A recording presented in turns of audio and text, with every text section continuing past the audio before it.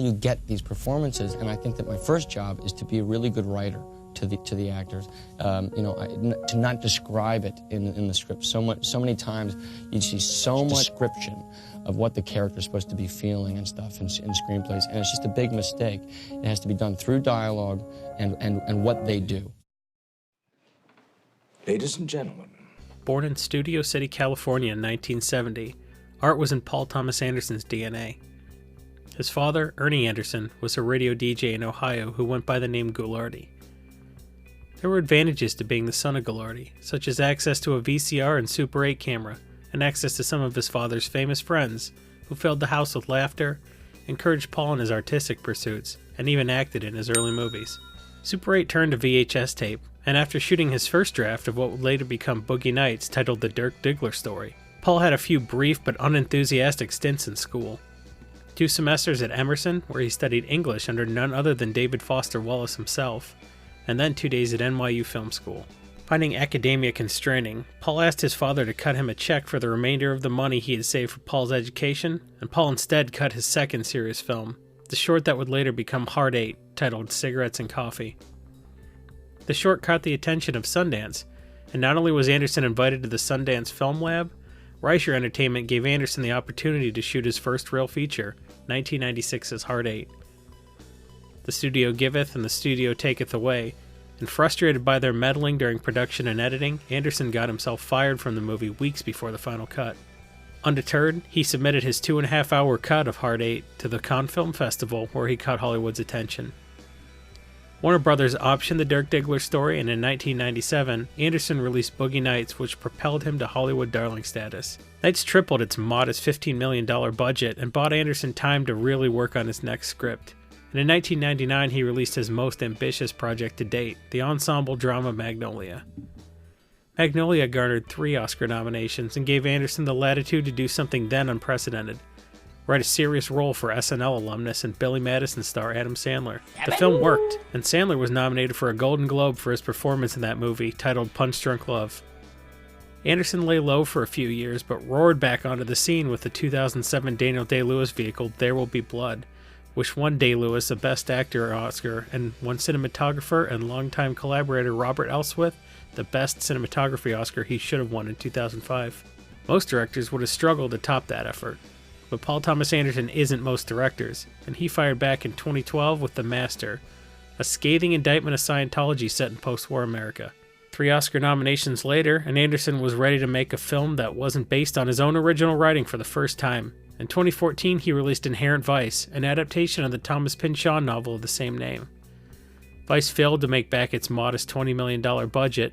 Anderson came back strong in 2017 with The Phantom Thread, another post-war period piece that delighted critics and audiences alike, and even secured the Oscar for Best Costume Design. It's hard to guess what's next for a director like Anderson, who seems to only release something new every 5 years, but when he's due to release his next work, critics and audiences alike will be ready. And we are back for another Film Hooligans. Welcome to the new year, our first episode of 2020. We are talking about a filmmaker that's very near and dear to my heart, and one that I know is very near and dear to my co-host as well. And speaking of co-host, that is Mr. Jason Alt. How you doing, man? Hey, glad to be back in the year 2020, everybody. We're still alive. We did it. We are doing this still, and I'm your... the other host, Jon Dunning. If you haven't seen this show before, this is the show where we pick a filmmaker and we talk about their lives and all the things that they do. So I think that if you've stumbled through the internet and found this very episode, you're in for a treat, because we are talking about probably one of the most beloved filmmakers of all time. That's Los Angeles' Paul Thomas Anderson. So, ironically, when I asked you to talk movies with me, Jason, this was one of the filmmakers that you wanted to talk about, and it's taken this long to kind of get there. We've been doing this show for over a year now. Is Paul Thomas Anderson still as high up in your kind of echelon, upper echelon of filmmakers, or since then has he kind of fallen off a little bit? Well, let's not spoil anything. We can get to that later. Perfect. Well, let's start from the beginning then. Let's start from him, his early childhood. I mean, we dig deep on this show, and he is. You can't talk about Paul Thomas Anderson, at least, especially because Jim Jarmusch is watching this, without talking about his father, Ernie Anderson. He hosted a radio show, I believe, back in like the 50s. Yeah, he was kind of like a Dr. Demento type character called Ghoulardi. So not only did he have like some famous fans like Jim Jarmusch, he had a lot of his degenerate radio buddies always around the house. So funny people doing weird stuff was always around PTAs who's grown up. I'm going to call him PTA. Yeah. Anderson? We'll call him Anderson. I don't know. Yeah.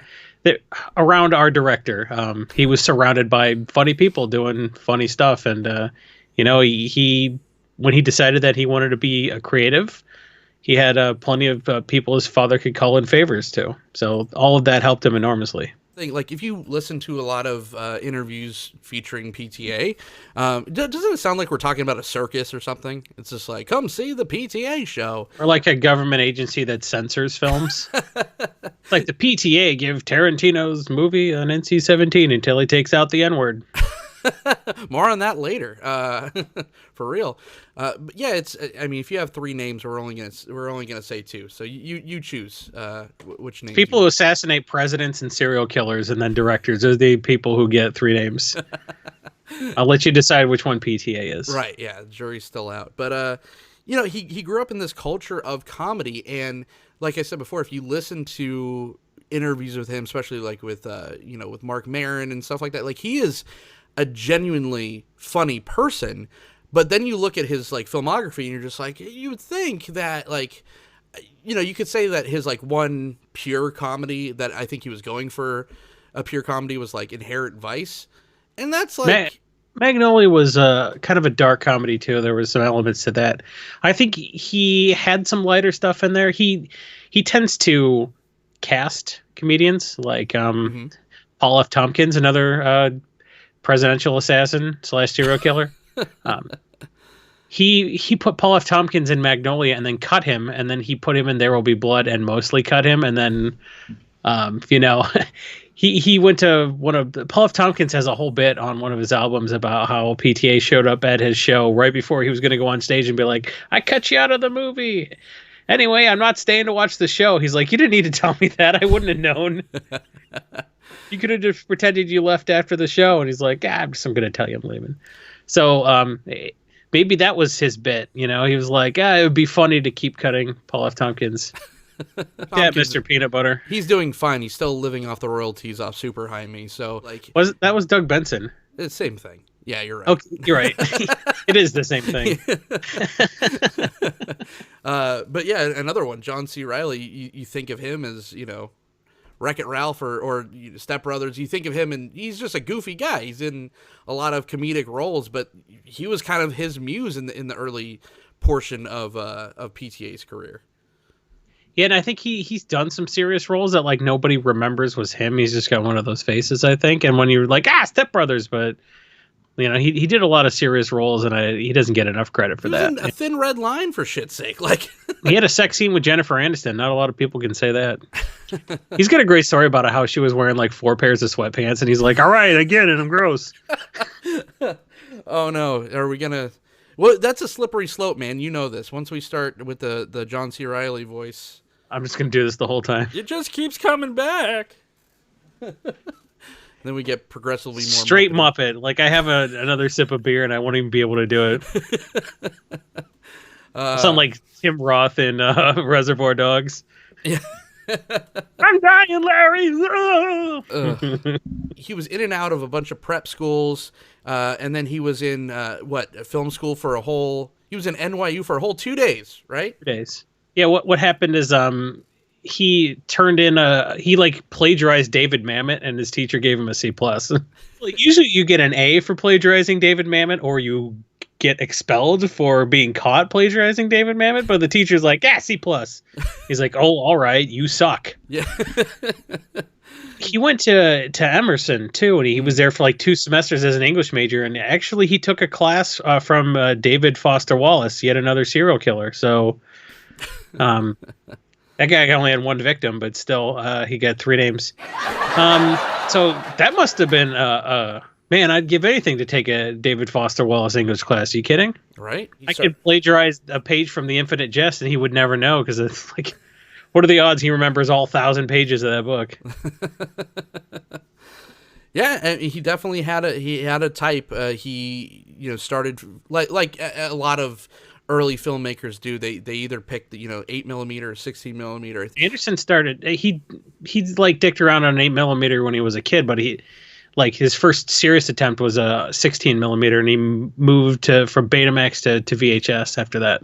And that's when he did his first 2 shorts that were kind of like precursors to 2 of his mega hits, and that was Cigarettes and Coffee, and then the Dirk Diggler story, obviously after Hard 8 and Boogie Nights.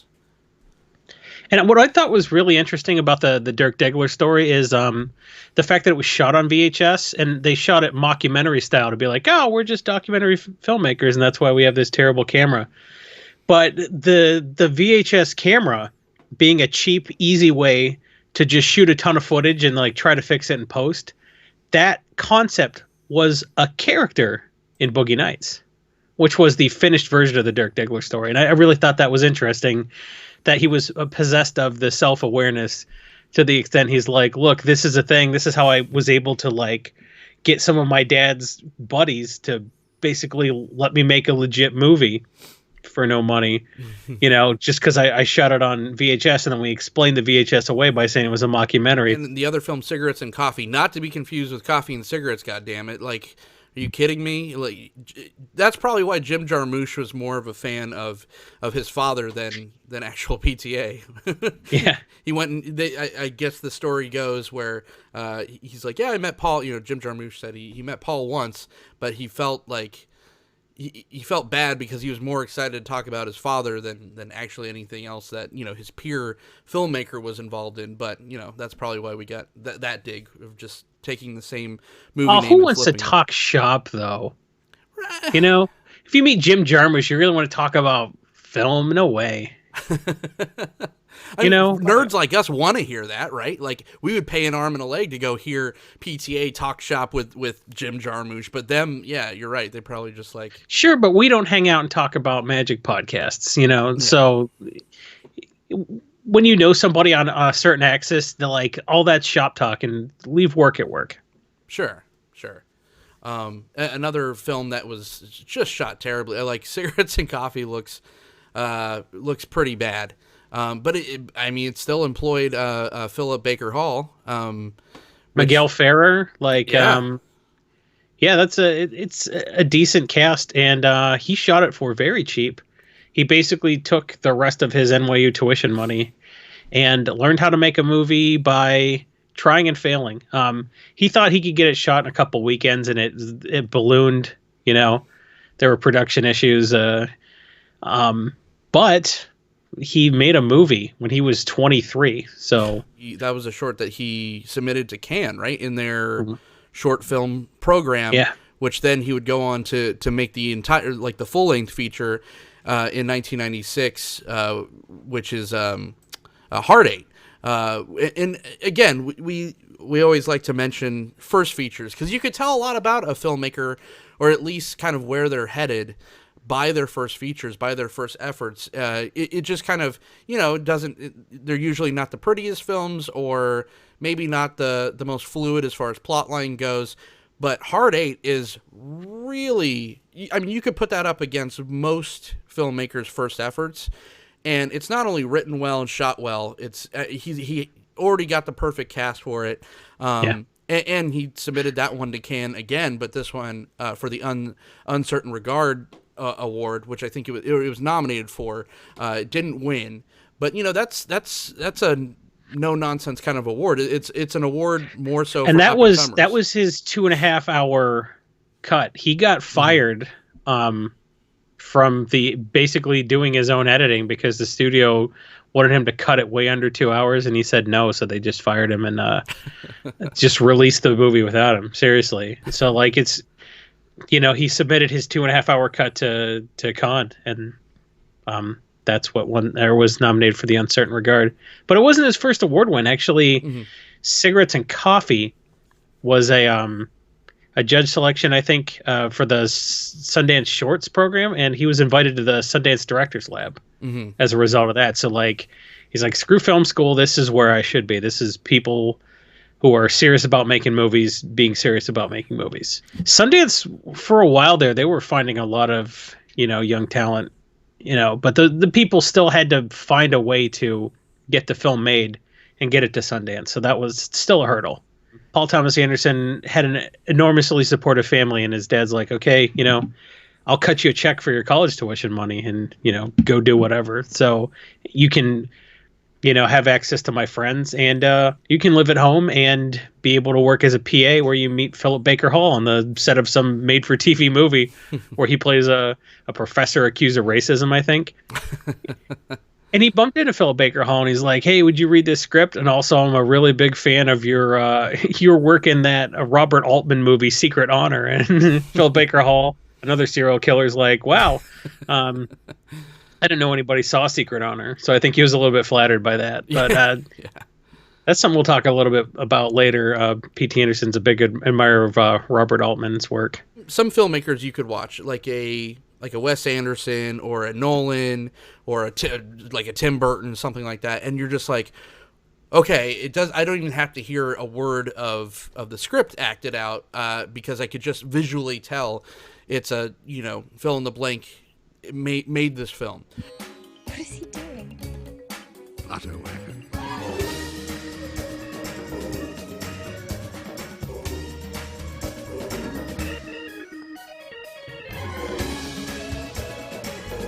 Where there are things definitely that Paul Thomas Anderson employs in a lot of his films, from film to film, and I mean I'm talking about from Hard Eight to Phantom Thread. It doesn't always have to feel like a Paul Thomas Anderson film, and I think that's a credit to him.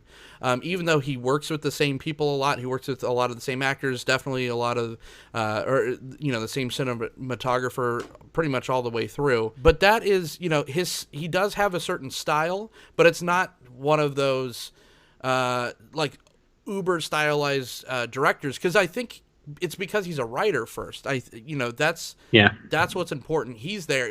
I know Amy Adams on the set of the Masters said, I wasn't expecting him to be this funny, and he's just like, well, I've already done the work. Like the script is the work, so I'm just here to make actors comfortable and to give them opportunities to open up the scenes. Yes, the words on the page are very important, but I'm also, here just to be a comfort level. And I think that's why you get such real and genuine performances from his actors. I think it's a fun set to work on. And that's something Paul F. Tompkins has talked about a lot when he wasn't being cut from the movies. The days of shooting were a lot of fun. And he's a big comedy fan. Putting, comedians in movies is one thing. He married a comedian, so... Mm-hmm. I'm not surprised that he's funny. Especially if you listen to one interview, maybe his episode of WTF is the one to listen to. It's a great interview with Mark Maron, who was eventually became a very good interviewer. WTF it's a fantastic podcast. It's one of the best. Yeah, he has such like a laid back and open personality. Like, yes, he's an auteur as far as the writing goes, but that's why he could work with people like Paul F. Tompkins to absolute nut job, like Daniel Day-Lewis, right? Like, because he could just kind of stand back and let whoever be whatever. Like Joaquin Phoenix in The Masters, who was another just like impossible to work with kind of actor, right? Like Joaquin Phoenix is crazy. He was just like, he just started doing that whole hands on his hips thing, like his kidneys were hurting, and he's like, PTA is just like, yeah, that's I didn't write that in. I don't know why he's walking all hunched over like he's in pain all the time, but it just became such a memorable part of the film because he was open to let these actors act. Like, he definitely trusts everyone involved. And when you're Joaquin Phoenix at that point in your career, I think people are just like, all right, just let him do whatever method garbage he wants. People have been talking about how good he chews the scenery for years. He just sniped a Golden Globe for Best Actor, so, yeah. Trust a guy who makes 40 biopics a year. If you're new to this podcast, Jason really thinks that acting is the most difficult profession on the face of the planet. I can't believe that anytime a musician or somebody who's famous from something else acts for the first time, they do a really good job. It must be very hard. It's just crazy because you see, there's a delineation in his films, but there's also a delineation in the caliber of actors he works with. Like, he's okay with working with Daniel Day-Lewis, Philip Seymour Hoffman, Paul Dano, and then he's just like, but then he knows, like, when he has certain roles that he needs those certain type actors. Like, who else was going to play Dirk Diggler than Mark Wahlberg, or Burt Reynolds' character, or Adam Sandler as Barry? He was one of the first people to write a serious part for Adam Sandler to let him show that, acting's easy. You thought I was going to say that he had chops, didn't you? No, acting's fucking easy. Adam Sandler can do it. It's like, if you can stand on the stage and go hoobity boobity on Saturday Night Live, it turns out when you're like, we wrote an exaggerated, ridiculous character for you. It was like, do I get to scream a lot? And they're like, yeah, absolutely. You scream out of nowhere like you do in all your comedies, but it's weird here. Right. And then you smash a window with a hammer, and everyone's like, that's just Adam Sandler. Listen, Adam Sandler is the best actor on the face of the planet when he is forced to play Adam Sandler. And that's been done 2 times in Punch Drunk Love and Uncut Gems. And it's just, I can't even pretend that I don't like a half dozen serious Adam Sandler performances. Right. Yeah. Like Rain Over Me and Spanglish and, Uncut Gems, for God's sake. So, like, if you're someone like Mark Wahlberg, a couple of years after playing Dirk Diggler in Boogie Nights, wouldn't you just be like, hey, I'm kind of offended I was chosen for this? It's like he specifically chose Mark Wahlberg because he's just kind of a doofus. He looks like a ripped egomaniac, Mm-hmm. Like, Mark Wahlberg's a dick, and, like, he needed a dick. Literally. He needed a guy who was in good shape, and he needed someone that, like, was believable as an asshole. And Mark Wahlberg has got that resting, I'll fight you if you spill my beer at a bar sort of face, which is why he was getting arrested all the time in Boston. So, he was perfect casting. And the stuff Mark Wahlberg was doing right before that, like that movie Fear and stuff like that, like, yeah, I get it. He was good. He was a good guy to cast for that role. The guy that did the Dirk Diggler story, I thought would have been good to get him back too. But, Wahlberg was real good for the part. And having John C. Reilly to bounce everything off of, I think, was a big help for him too. Those first couple of films, man, like, he really leaned on John C. Reilly. Like, he was really trying to make that, John C. Reilly kind of this household name. And I think that's, his comfort level is more of a come off the bench kind of actor, like, or a good number 2 to bounce off. And I think that took a while to kind of figure that out. But he's like, some of his best stuff, his best work is in PTA movies. I'm not saying that John C. Reilly is a bad actor at all, like in anything. First couple of films, like him in Magnolia, it's just like, he just fills your heart with joy. Like, everyone else is a complete just dickhead in that film. Who would have thought that a breakout role, when you have Gwyneth Paltrow and Samuel L. Jackson in your first movie, but then Philip Baker Hall and John C. Reilly are your leads? Like, it just doesn't sound like the recipe for success, but he just did it. It was his second crack at it, first of all. The script was very good, because he'd worked on it for years, and he got a chance to, like, learn how to shoot. So when it was finally ready to shoot his first feature, he had a couple movies under his belt.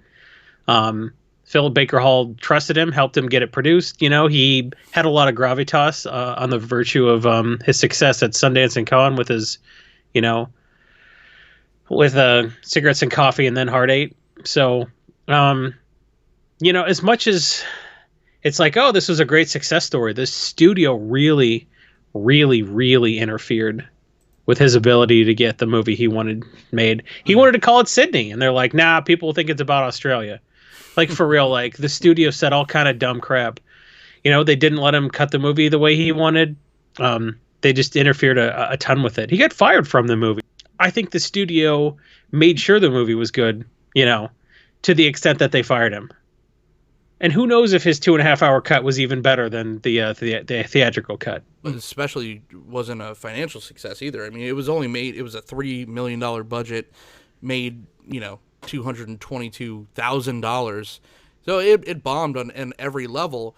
But also, people are just, again, you know, for first effort, they're like, the bones here are real solid. And then, you know, he comes back with Boogie Nights, arguably his best film, and he gets nominated for the Academy Award that year. Probably should have won. And that's literally the next year. Imagine that. 1996, he makes Hard 8, and then 1997 comes out with Boogie Nights. And I think he learned how to do everything that worked in Boogie Nights on Hard 8. So it was almost like Hard 8 was, you know, as much as Cigarettes and Coffee and the Dirk Diggler story were the respective first drafts, it's almost like Hard 8 was the real first draft of Boogie Nights, because like nobody really saw Hard 8. So everyone considers Boogie Nights as the first time they heard of him. Mm-hmm. So imagine that. You're like your fourth time making a movie with real actors, you know, and all of a sudden, you know, everyone acting like it's your first movie. So a lot of the long tracking shots, the huge tracking shots, like Philip Baker Hall walking through a casino, being followed by that steady dolly shot. And, you know, there are a couple other times he was walking and being followed by the camera, or shot far away down a long hallway on a stationary camera. Just choices like that. A lot of the musical, you know, and, you know, mood elements that worked in Hard 8, he got to pretend like it was his first time trying it in Boogie Nights. So Boogie Nights was fantastic because it was basically his third draft, you know, and he just learned everything that worked in Hard 8 worked better in Boogie Nights. That's kind of how you differentiate a great director from someone that's maybe like a one-shot wonder, or, you know, doesn't have as bright of a future, is you build on your past experiences. And I think that's, you know, PTA is one of those filmmakers that has done that for sure. I mean, his scripts have always been at least B+. You know, even in the other movies that I didn't care for as much, like Inherent Vice, I think, you know, is probably his weakest offering. Well, and that was an adaptation of a book too. So like, you know, he's such a writer that like the one time it didn't really feel like a Paul Thomas Anderson movie, there's an obvious reason for that. You know, it was his Jackie Brown. So one thing I like that he does with the camera is he does a lot of long takes of conversations. He's someone that likes to whip the camera around a little bit, but his like whips and his tracks are very precise. Mm-hmm. So like the convention now, I think, is to use a lot more handheld, especially when there's action. He will do some like dirty camera whips that aren't as precise. That's, you know, things are at like, you know, non-90 degree angles, whipping back and forth between people talking when there's tension. That's a technique he employs. It looks a little shakier because things are tense. But when things are calm, and a lot of his movies are calm, it's a lot of, sometimes people lose their temper, but for the most part, they're just like being real calm. You know, especially Philip Baker Hall characters in the first couple of movies. You know, it's just real controlled, precise camera work, and it looks really clean.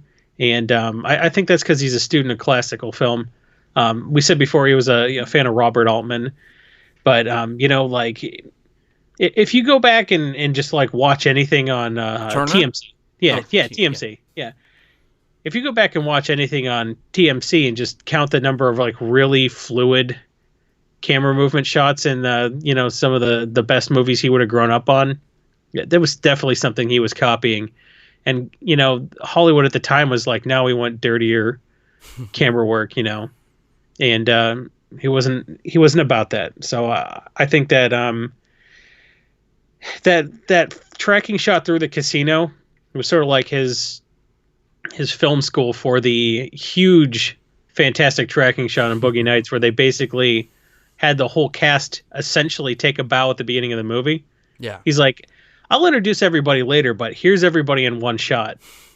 The kind of thing that like a bad movie would do at the end, like some Bollywood thing where everyone's dancing. Everyone was dancing at the beginning of the movie. It was great. Yeah. And that's probably his most iconic shot is that huge, well choreographed dolly shot at the beginning of Boogie Nights. And I think he got the balls to do that by pulling it off in Hard 8. Well, and he did it not once but twice, right? With the tracking shot with William H. Macy during the New Year's Eve scene too, which was fantastic. Oh, it's just so.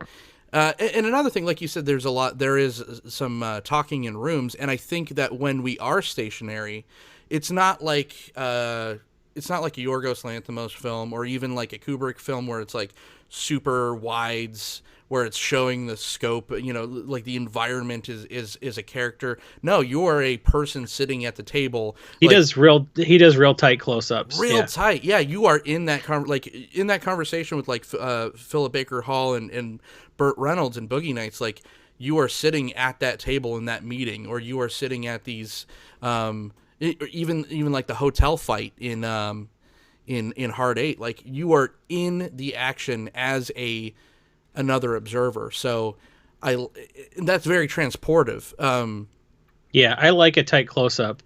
There's a scene in Hard 8 where Sidney's fiddling with like a cigarette, and he takes out like a cigarette out of the pack, and he gets out his lighter, and it's the whole screen. I'm like, his hand must have been 20 feet tall in a movie theater.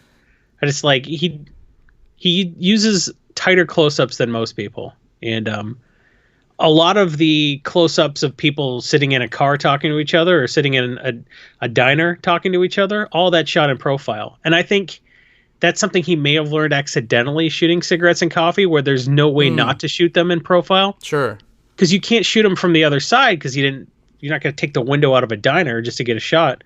So, this guy was always shot on his right. This guy was always shot on his left because they were facing each other in a booth. And he learned not to get behind the actor and shoot them dead on.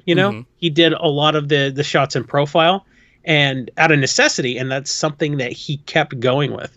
So anytime people are in like a car talking or anything like that, he shoots a close-up in profile, which is not common. Right. And it's a technique that allows you to pay more attention to the content and the context of the conversation and what's going on as well. Because when you get really jumpy around, when everything's flip-flopping around, you just feel like you're in a movie scene and you kind of forget like what they're actually saying. But just the fact that we're just our asses are planted and we're just forced to kind of be there looking at them or even talking to them, their profile in a car like we really would a real person, it makes you sit there and really kind of, and that goes back to his whole mantra of the script is what's important. It's not the actual shots. And that's what allows him to, that's what allows us, the audience, to not get bored with the long takes. So he has like these mini performances in all of his films, like Tom Cruise's stage performance as T.J. Mackey in Magnolia goes on forever, but you're not bored because it's impressive and it's just really settled in, and you get these little mini performances in most of his even like the opening of Punch Drunk Love, where it's like when Barry walks out initially of his business and he's just walking down that nasty like Antelope Valley, California back alleyway, and he walks in the street and everything's like shut down because that's really how the Antelope Valley is. You just see like tumbleweeds and everything. It's still engrossing because of how just like naturalistic and intimate it seems. So that's something that he, for someone that's not known for visual style, that's something that he's definitely put the coin on. When your camera work is that clean, people won't be aware you've done anything at all. Yeah. Like really, I think the only director that goes farther toward immersing you in a scene is somebody like Soderbergh, who will just put the camera on a tripod when two people are talking and only point it at one of the people. Mm-hmm. He's like, yep, we're going to focus on George Clooney, and then the person talking to him is going to be off camera delivering their lines, and I don't give a shit. I love that, but like, Anderson will at least point at the camera at who's talking, but still, it's he's not doing a lot of whipping around, and when he does whip around, it's so fluid. You feel like you're a person in the room spinning to look at who's talking. Mm-hmm. It's very engrossing when the camera works very fluid and it feels like your POV. Yeah, and it doesn't feel ultra flashy. Like Lanthimos will do that too. Like set it in a weird space where you're looking at someone's like waist, or you're looking behind their head talking. And or their feet under a table while they're talking. Yeah, exactly. Where it's just like, okay, like this is cool and it's different, but it's not like I'm there unless I'm like the rug on the floor, So it's again, it just I keep saying it, but it just forces you to really pay attention to, everything just feels natural and it feels like you're there. So even though that PTA films, they don't have like a super pronounced style, they still feel very much connected. And I think that is attributed a lot to him using the same cinematographer through most of his films. There's a couple of exceptions, but Robert Elswit, he did... he was the one that won the Academy Award for There Will Be Blood, but he also worked on everything from Hard Eight all the way up through to the Masters, and yeah, he skipped the Master, but he did Inherent Vice, right? And then I think, after that, PTA just did his own cinematography, so he's an uncredited cinematographer on Phantom Thread, according to my research. But Elswit did everything else. Do you think that was because that was the the only like Academy Award won for a Paul Thomas Anderson film was for the cinematography? So he's like, I got to get one somehow. I'm going to do it myself. Is that the easiest way to finally get the award? The best cinematography, it's always pretty stiff competition because, there's a lot of directors using the same cinematographers. It seems like a smaller community, but there's a lot of competition for that. So yeah, if he wants to throw his head in that ring, good luck to you, man. You got to go up against Lubeski and Robert Elswit. So yeah. So good luck. I don't know if that's why he did it. It just stayed.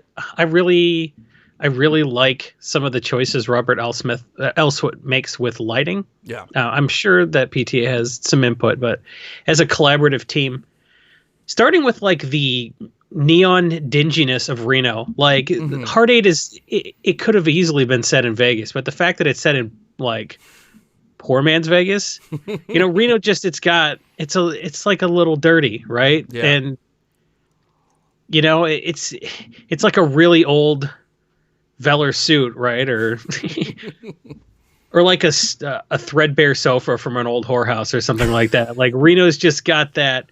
I mean, you live in Vegas, you know what I'm talking about. It's downtown as opposed to the Strip. But yeah. You know what? When I lived in Nevada, I really dug Reno, like because Reno is a tiny Vegas, but you have trees and stuff. But it does have that little bit because it's not trying to impress the same clientele.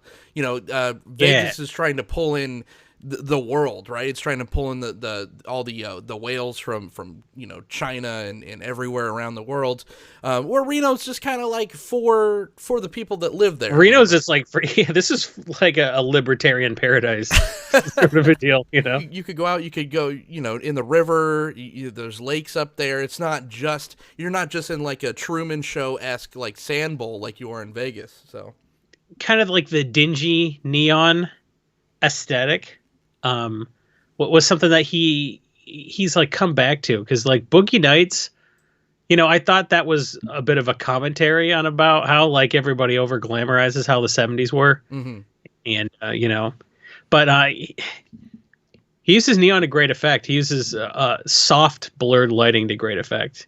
I think his cinematography work was probably best in Magnolia. But I mean, he won more awards for There Will Be Blood. I think that's when people finally started to pay attention. But if you read the liner notes, I bought the special edition of Punch Drunk Love on DVD, not to brag. I had an extra $7 for the extended edition, but there was like a little note in there from PTA, and he said to turn the color up so much that the edge of Barry's suit bled. and watch the movie with the volume up super loud. Yeah. Which I did, and I didn't feel like I got anything else out of it. So I think he's like, this is the only way to watch it versus do this and you'll have your experience enhanced. But I think he wanted everything blown out and turned up to 11. And that's kind of the opposite of how I think he just wanted the edges to bleed. And I think the way Elswit uses lighting, there's a lot of soft edges, and it has like a dreamlike quality sometimes. So I think the best example of that is his camera work in Magnolia, but the Master too. There's a lot of that blurriness, and then you got a lot of a neon aesthetic. If you look at Heart 8, Boogie Nights, a little bit of Punch Drunk Love, and Inherent Vice. There's just like a lot of those neon. Yeah.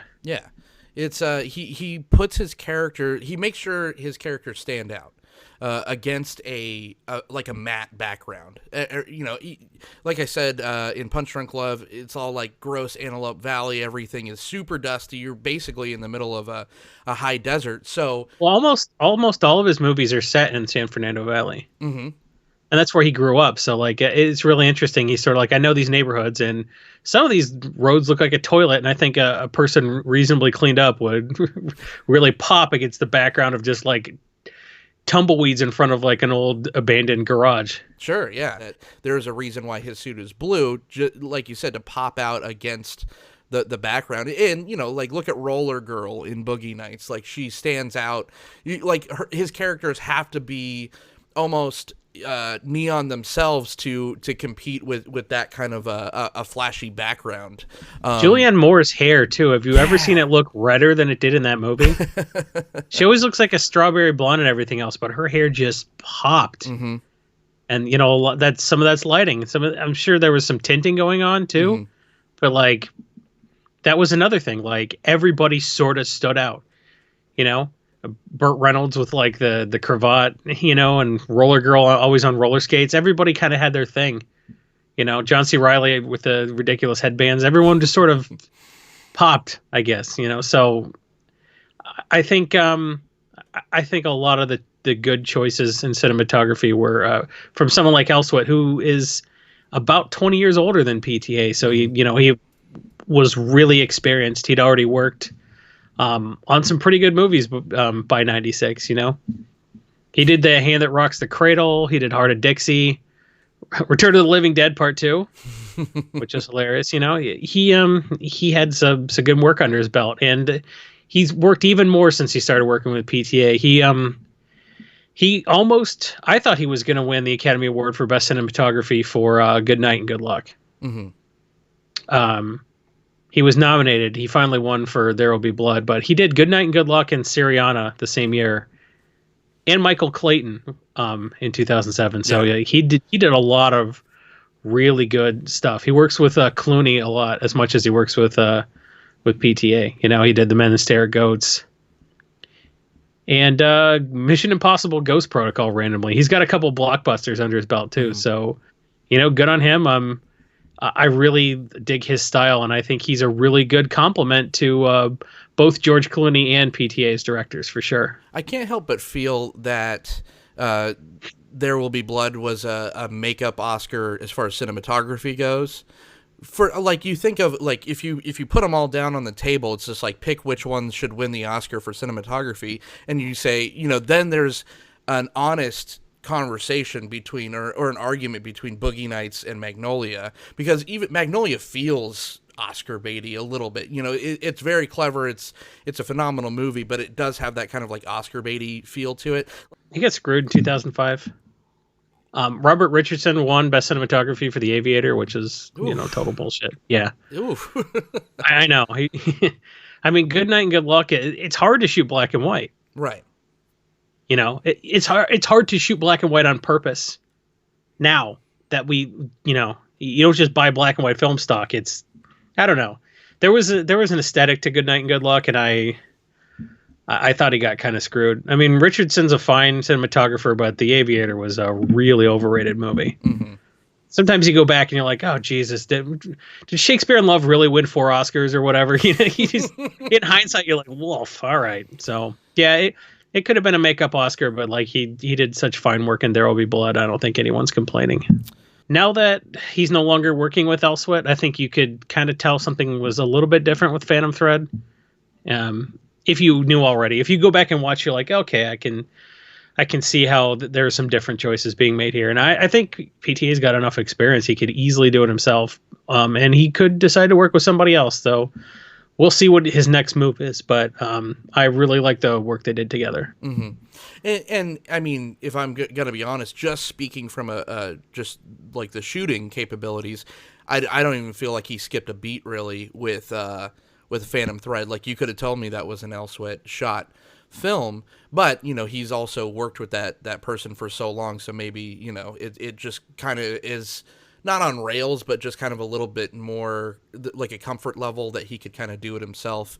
And who's to say he won't work with him again? He did take the master off, but then he went back to him on Inherent Vice. But like you said, I like that that collaboration for sure, and especially in his the front loaded portion when he was really going magical realism with Magnolia and Boogie Nights and Punch Drunk Love to an effect, and then maybe you don't need a revolutionary DP when you're shooting period pieces, because everything now that he's shooting kind of it lends itself to looking a little bit more drab. Like, Yorgos Lanthimos shooting The Favorite, it's so avant-garde, even the camera angles to be these weird fisheye in huge blown out wide shots, because that's just his style, and he still made a Yorgos Lanthimos film. But it seems like Paul Thomas Anderson is more interested in being a little bit more genuine and authentic to the source material. Sure.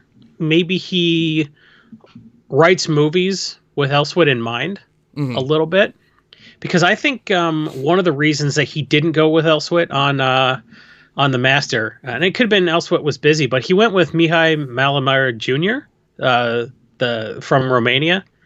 And he has done movies like A Walk Among Tombstones, which nobody saw, which was fantastic. He did Sleepless with Denzel, and most recently Jojo Rabbit. Oh, wow. Yeah. Okay, so that's a style. See, yeah. He's a fine cinematographer, and I think shooting something real stark and it felt kind of like, oh, this guy's a World War vet, clearly. I think it worked, and maybe Elswit's style wouldn't have worked quite as well. But this could be speculation. He might have just been busy. So The Master sort of sticks out a little bit cinematographically. It's a hard word to say. That is a $400 word right there. Now, there's one more element of tone that we don't talk about a lot. We talk a lot about a director's visual style, but I think his audible style is just as important, because I think he early on developed a few techniques that he used throughout his good movies. Who he chooses to work with, for one. He did a lot of work with Radiohead's Johnny Greenwood. So, hipsters are going to like that, because he worked with Johnny Greenwood. Greenwood did his later stuff, starting with There Will Be Blood all the way through Phantom Thread. He even did sound work on Junin, which is a documentary that nobody talks about because it was a documentary. And we want feature films, damn it. But early in his career, he worked with John Bryan, a guy who's, man, if you look at that guy's, the film scores he did, Heart 8, Magnolia, Punch Drunk Love, Eternal Sunshine, I Heart Huckabees, Synecdoche, New York, The Other Guys, John Mulaney's Comeback Kid, of all things, Lady Bird. John Bryan's done a lot of good work, and he wrote that organ theme from, if you've seen Heart 8, you know the organ theme I'm talking about, but there's another sound they used in that movie, which was, it's just like this ambient bell tolling when the dialogue's real intense and there's like no other music really going on. And it's really disquieting. And I think he liked that so much, he used it again in Boogie Nights during the pickup truck scene. You know who I am? No. My name's Dirk Diggler. If you haven't seen the movie, I'm not going to spoil anything, but you know the one I'm talking about if you've seen it. If you listen to if you just watch that scene, you can probably find it on YouTube. The tolling of that electronic bell just works so well in that scene for establishing the mood, and it feels foreboding, and he just does a really good job of using music and the soundscape and all that kind of stuff to establish tone. And I thought Punch Drunk Love sampled a lot of sound or songs from Popeye. Of That's all interesting. things. Yeah. Yeah. It was like Popeye remixes, and I thought that was really interesting, about how tonally that, because Barry's not Popeye. He's actually supposed to be Superman, which is why he wears a blue suit. If you watch an interview where he talks about all the things that went into making that movie, I thought that was really interesting that he saw Barry's a Superman. He's like, how else are you going to break an unbreakable toilet plunger unless you have superhuman strength? See, that's that mattress, man. What we do? It's a good movie. Yeah. Mattress man likes the mattress. All right. Oh boy. I like that movie. I'm going to stop pooping on it.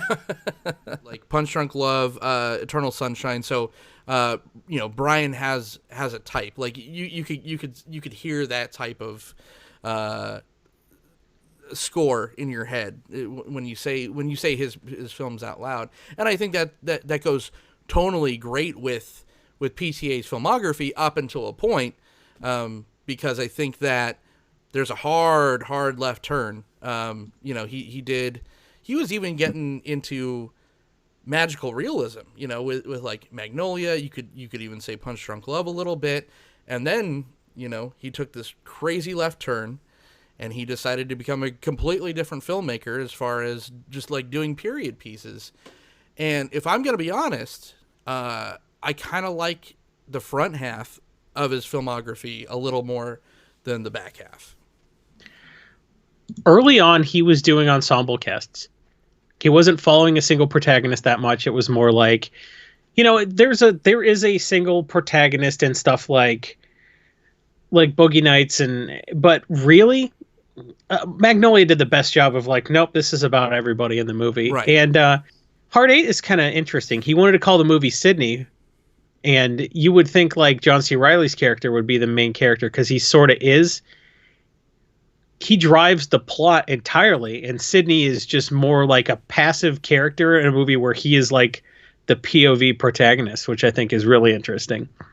So if you don't know the movie's called Sydney, you might be forgiven for thinking John C. Reilly's character is sort of like the main character. So the fact that it's a small cast, but everybody's really important in that movie, I think after that he sort of developed it even more, because Boogie Nights is the Dirk Diggler story, but it's not called the Dirk Diggler story because there are so many B stories going on that you develop all those characters, and you soak up a lot of screen time doing that, but it's worth it. And then Magnolia, it's like, who's the main character in Magnolia? It's nobody. Right. Like in Cigarettes and Coffee, the main character is the $20 bill. Like that's the same thing with Magnolia. The main character is the coincidence. It's convergence. So like that same like, oh, look at all these people and how their lives intersect by all of them touching this $20 bill in a half-hour period. It's the same thing with Magnolia. And that was really the last movie where it was sort of like, okay, everybody matters in this movie. And then Punch Drunk Love, it's the Barry Egan story.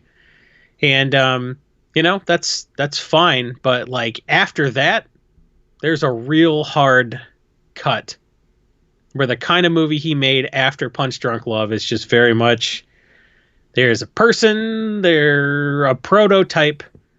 They go on a journey. They end up back where they started, but they know more stuff. Yeah. And I don't know. I felt like movies like Boogie Nights and Magnolia resonated with me a little bit more than something like, say, Phantom Thread. And I'm not saying his movies are getting worse because they're getting more critical acclaim, but they are losing me a little bit. Yes. I like his earlier stuff better.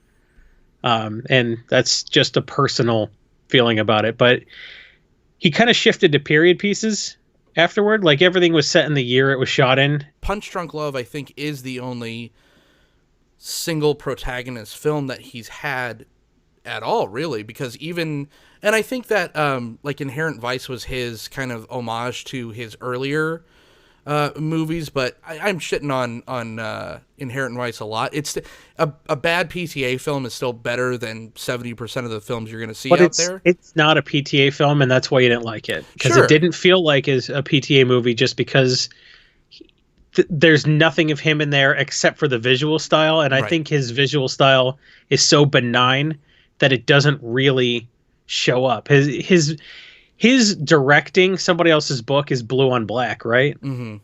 So there's so much, Robert Pynchon that like there's no room for PTA. Yeah, it just felt like a worse Big Lebowski. Like I said, besides Punch Drunk Love, because Barry definitely is the focus of that film, and it is all about, because he has such an arc, right? There's almost no room for anyone that's not, besides the his love interest that's very transformative for that character. There's really no room to give anyone else screen time in that film. But you go down the list. You have Sidney and John Finnegan. It's all about these stronger, more accomplished kind of male characters, and they have these kind of proteges where it's like a conflict slash mentorship. You have this like this person that seemingly has their shit together, and then they're paired with this rough around the edges, emotional upstart Dirk Diggler, Jack Horner. As the audience, we see Jack Horner at first as Dirk Diggler sees him, this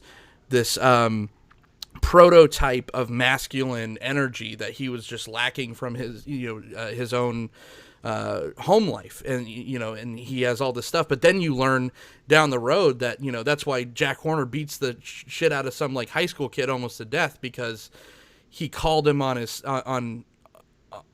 bullshit, and he was right.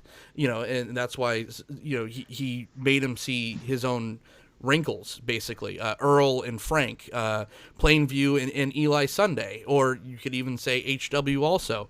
Lancaster Dodd in the Masters, and Quell, Doc and Bigfoot. You have the Big Lebowski character versus this smarter, more put together Bigfoot. So that theme plays throughout the entire thing, where you have this kind of Obi-Wan and Luke Skywalker roles throughout the entire thing. So that's one of the major themes, and that ties into Oh my God, Heart 8 is Star Wars. It really is. If Obi-Wan had gone looking for Luke and he's like, "Do you want me to tell him that you killed his father?" I didn't kill him. I just cut his arms and legs off and let him fall in some lava. What? That's worse. What? No. How did you just kill him? We just broke PTA. He is a hack. Oh my God, it's Star Wars. He's a hack. He's just making the Hidden Fortress. You suck. No. A lot of these, it's an older character kind of passing the torch to a younger character who never had a father figure.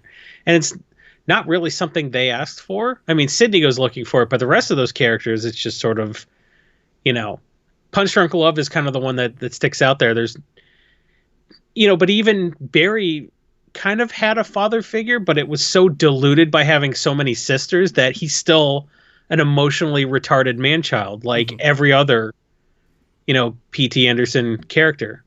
It's all people with no father figure, floundering, and then like the older person gets called on their shit, and they don't take it well.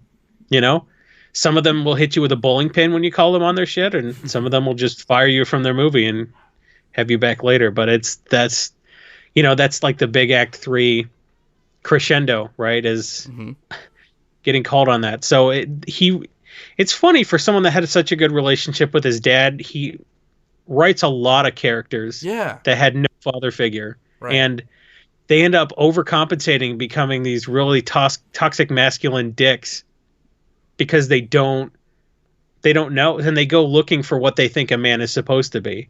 And it always gets him into trouble. We keep saying like how much Barry is an outlier, but I think that like both roles that Philip H. Macy, another serial William H. Macy. William H. Macy, thank you.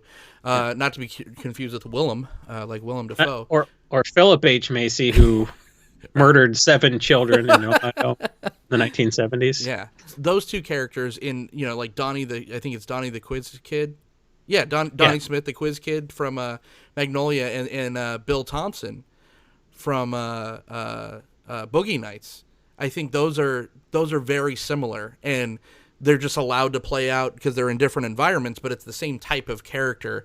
So he just writes male roles in either one end of the spectrum or the other, whether that be complete cuckolded males that have no idea how to express or can't express their masculinity in a healthy way, other than, and that's why, Barry's breaking windows or Bill's like shooting his porn star wife, or you get these uber masculine, toxic, your TJ Mackeys that just become a complete parody of masculinity. And just I hated like listening to early reviews of a lot of PTA films, because a lot of these critics are like, oh, PTA films are so just over, masculine, and it's just like he's celebrating this talk. It's like, no, you just don't get it. You missed the point, though, because that always comes close to destroying the character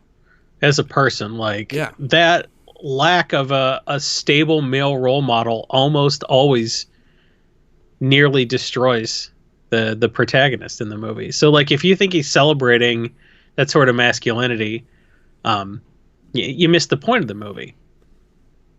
And the character that does have their shit together, or seems to, at least, they have their own problems, because it's almost always somebody that's like just in the wrong time, So one thing I noticed when we were talking about how these you sort of have like the father figure, right?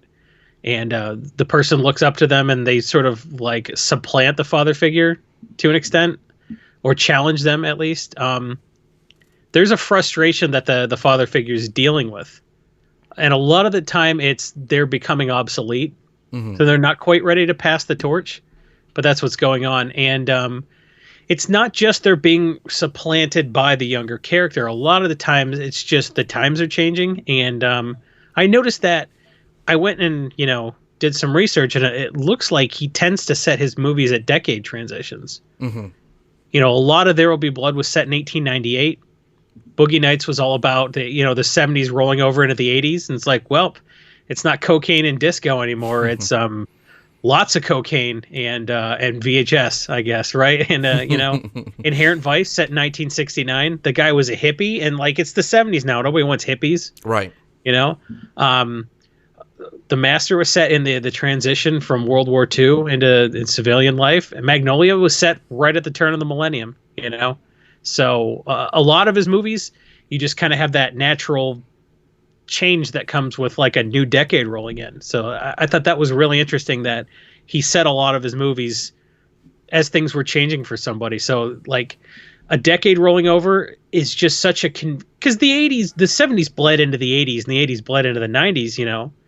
There wasn't like a hard cut, but when you think back, you're like, oh, 70s was disco and 80s was rock and roll. It's everybody thinks there's this hard cutoff. So when you set a film in 1979, you're like, well, no more disco, no more. And I really think that's interesting. It's a little bit revisionist, but I think that's how he sets as a backdrop. He was like, well, shit's changing for everybody, and especially for our main character.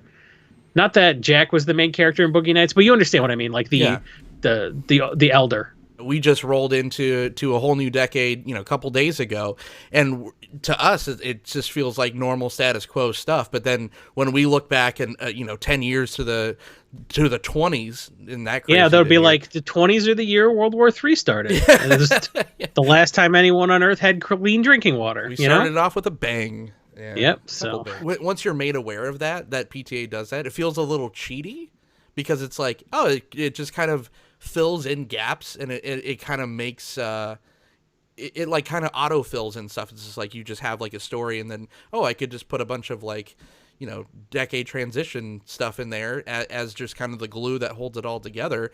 But he pulls it off great, and I don't think that any other director uses that tool so regularly. So it's pretty cool that he does that.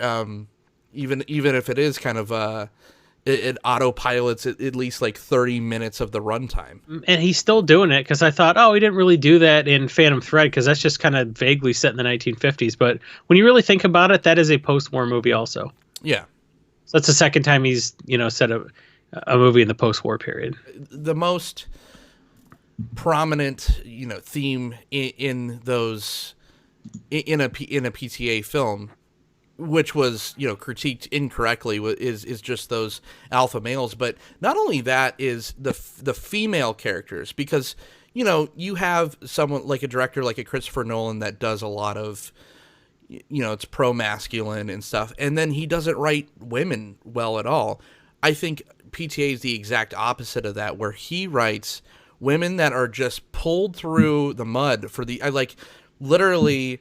It beats you over the head when she has to, like Reynolds Woodcock is so toxic that he has to be poisoned by mushrooms because he's so toxic. Or like, Rachel McAdams, or not Rachel McAdams, but Amy Adams. Amy Adams. The only way to get into Lancaster Dodd's head is to tell him the plan while she's jerking him off. Like, these are just like, the women are just like, oh God, I have to suffer through these tyrants to get anywhere, positive. Because I think that they're kind of with these people because they have a good idea. They just need kind of a strong female presence to kind of push them along and not get sucked into it. Because like even someone like a Lancaster Dodd who's oozing with charisma, right? He's started this own cult. He's getting people to believe in it. But then anybody gives him a sign of criticism and it derails the entire train. And then he goes off and he's like, he could lose what he's built at any second just with a little slight of pushback. So she has to constantly rein him in. So it's a parody of masculinity throughout, but it's also a commentary on the strength of masculine and femininity and balance that he pulls off brilliantly, especially for a guy, writing women. He got pretty good at writing women really quick because, Clementine was a little bit of a foil in Hard 8, but like by the time Boogie Nights rolls around, he did a much better job with Amber Waves than Candy Cane. Candy Cane was the character in the Dirk Diggler story, and I think he, I mean, you're not going to want to waste Julianne Moore in a movie, but I think he developed the character of Amber a lot better, and she was the one that gave him his first bump and basically ruined his life. But at the same time, she was just trying to be nurturing, and as much as Dirk didn't have a father figure, he really didn't have a mother figure either. Right. So that he found a family, and that's why it was so seductive, that lifestyle. He got to be Dirk Diggler, but he also got to have a mother and a father, basically. So I think, Amber basically wrecked his life, but she wasn't just a poorly written character. She had a lot of depth, and she wasn't just, she wasn't just a fridge character. She wasn't just a foil. I think he does a really good job of writing female characters. Magnolia was a huge ensemble cast, and like roughly half of them were women. Mm-hmm. I think that's a great observation. And I think he got better. Like we said before, he just got better with time in every movie. Because at first, Gwyneth Paltrow's a nut job. It's not a strong character at all in Hard 8. And even I would even argue in Boogie Nights, both of the two female leads are. Well, that's not Roller fair. Girl was a good character too. Yeah, I was gonna say I think that's not fair. I think it was just a commentary on everyone, no matter what the facade, doesn't have their shit together in the 70s, especially with this giant transition when you're stuck in a place or you're stuck in a profession that is transitioning so hard and you're refusing to kind of move on with it, and that's what happens to everyone. It just ruins people. But he just got better and better as far as character development, but again, with that said, like I said at the top of the show, it's just the choices he made with the film selection and the subject matter selection is I just kind of wish he went back to a more original style of writing. I really like the fact that the way he used Don Cheadle in Boogie Nights was brilliant also, because you could have spent a lot of time in the movie with Mark Wahlberg trying to go legit and failing. And, instead of having the main character do all that stuff and just have Don Cheadle be a token character, he actually basically was the standing character for anybody in that business trying to go legit and failing, and, how he struggled. And it was basically a stroke of luck that got him out of that cycle. So I thought that was really interesting. He faced discrimination, not just because he was a black man trying to get a business loan, but because, like, on top of that, he's like, you're a pornographer. So I thought that was good writing too. He could have easily just had him be another character like William H. Macy or Philip Seymour Hoffman in that movie, but instead he drove his own subplot, which shows like how that business is like quicksand and it's hard to get out. Yeah, and I think if there wasn't that one kind of person that did get out, it would just seem real bleak, and it probably wouldn't have been as enjoyable. I mean, it still ends on a real bleak note, right? It's Disco Scarface. It's like, it's Big Dick Scarface. That's what that movie is. It's a cautionary tale. Sure. It just looks like he's having fun for the first 2 hours of the movie. Yeah, and I think that some of his films, like Punch Drunk Love is just super pathetic, right? But it does end on an upswing, but that's not what he's not handcuffed to that either. And then you go to There Will Be Blood and talk about the most just disturbing kind of bleak ending there is. I mean, this guy is just consumed by the smell of his own farts. It's funny that it's played by someone that in real life is kind of the same way, in Daniel Plainview, and it's his ultimate undoing, even though he's the last man standing. It's all about these crazy characters. It's about being the best there is at the thing they wanted to be and achieving that, and then it not mattering anymore anyways. Yeah, because like if you don't develop as a person also, they're consumed by a singular focus, and then that's not good enough. That was good writing. I think There Will Be Blood is like the first movie that failed the Bechdel test out of like everything since Hard 8. You could say it was definitely period appropriate, though. I mean, that was even with his own son, HW. He's just terrible to him, and you're just waiting for that turn. You want him to be nice. You live for those little gleams of, even when he's in the church getting smacked by Paul Dano, where he's just like screaming, I'm a terrible father. And it's just like, yes, he finally gets it, and then the next scene he's like, pushing Paul Dano's face in the oil. So it's just like he never makes that proper turn. If you have a milkshake, and I have a milkshake, and I have a straw, there it is. That's a straw, you see. Watching. And my straw reaches across the room and starts to drink your milkshake. I drink your milkshake. I drink it up. Well, and that consumes him too. Some of the characters like kind of end up back where they started, but they learned something, and Plainview just gets completely consumed. But he was the least likable character he's ever written. So, and he cast the least likable, at least on this show, the least likable actor of all time. He named the character Daniel Plainview so he could call Daniel Day-Lewis Daniel on set, just to make it easier on everybody, because he wouldn't answer to another name. Right. He still wanted to be called Abe, right? Daniel Day-Lewis or Plainview? Jesus, Plainview. What is it? People in craft services are getting really bummed out that you put a giant straw mattress under the craft services table and you sleep there every night. I'm an oil man. Where else would I sleep? Where's my mustache wax? He writes good roles for insufferable actors like Adam Sandler and Daniel Day-Lewis. So before we even turned on the camera for the first time, together doing this show, I think I asked you initially, who's one of your favorite filmmakers and who would you want to talk about? And you told me PTA. So 2 years later, now that we've done this show for so long, and now that we've talked about so many other filmmakers, is he still in that upper echelon for you that he was back then?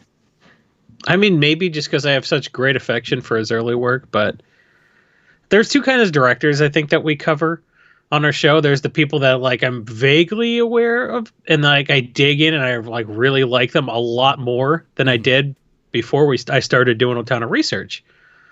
And then there's the directors that I like way less the more I dig in. And I would say that doing research on Paul Thomas Anderson and really like looking at his process and everything and seeing the way his films have gone lately, I'm probably less enthusiastic, but like I have such great affection for his early work that like he's still in the upper echelon, but I was really disappointed with Inherent Vice and Phantom Thread. Mm-hmm. And, so I would like to see him go back to more movies like Boogie Nights and Magnolia. I liked his ensemble stuff better. It felt like, oh, okay. When Boogie Nights and Magnolia, 2 years apart, it kind of felt like, oh, finally someone's making movies like this. And then he just stopped, which is disappointing to me, but like he had more critical success. So like, he's not making shit for me. So, I don't know. I was joking before the show that he was like, I was like, oh no, he's like Kevin Smith, just because Heart 8 was such a strong movie. And then, I felt like it's tailed off a little bit lately, but I don't know. All he has to do is just make another movie I'm super enthusiastic about, and I'll be his biggest defender. So I will say that, I like him a little bit less than I used to, but I'm still a big fan. And, Boogie Nights, Magnolia, Heart 8, Punch Drunk Love, There Will Be Blood, The Master, still just fantastic movies. Completely echo your sentiment.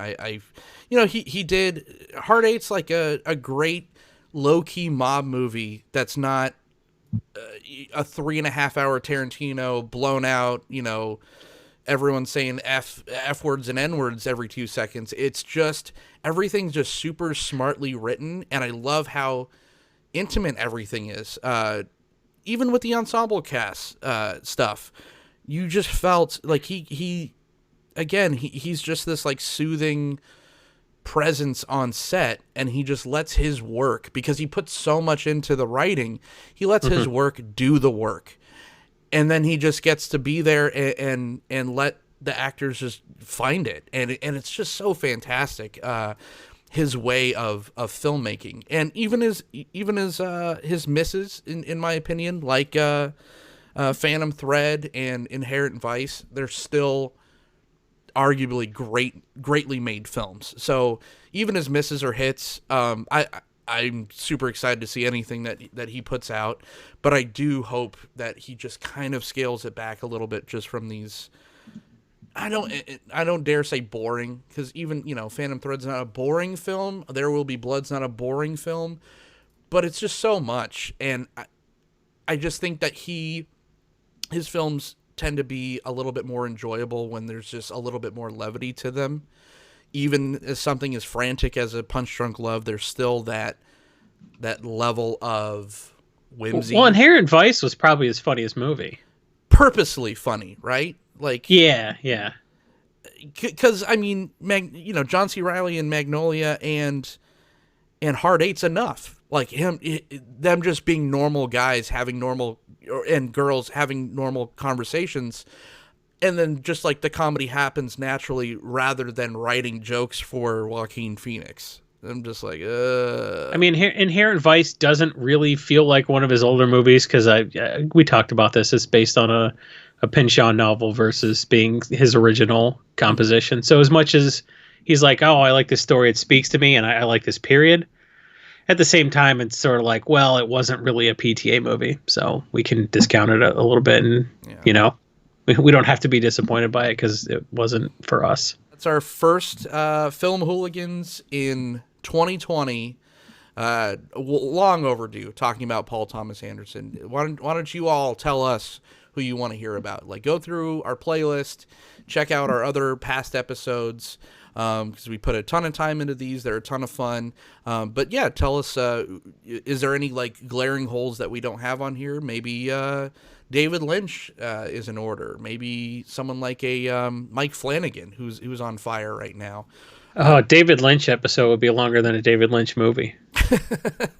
Yeah, that's like clear like 2 days. There's just too much. If you want David Lynch in 2020, you're only getting one more episode this year. Yeah, and we're going to send you a pamphlet that you have to read like Dune. It's like, for this episode to make sense, you're going to need to read this pamphlet. Oh, God, yeah. Now, what is spice? Ugh, just get your money back. You were not going to follow this weird-ass Kyle MacLachlan movie. Right. And also, if you just want to listen to this in podcast form, you could do so on iTunes and Spotify and all those things. You could follow us on our Twitter at film_hooligans. You could also talk movies with me personally on Twitter at OrzovDone. Jason, we brought in the new year with an oldie but a goodie, PTA. Where can everyone find you? I am at Jason E. Alt on the Twitter. And if you check my pin post, it has links to all the other stuff I do around the internet. Excellent. All right. Well, here's once again, Happy New Year, and we'll see you soon.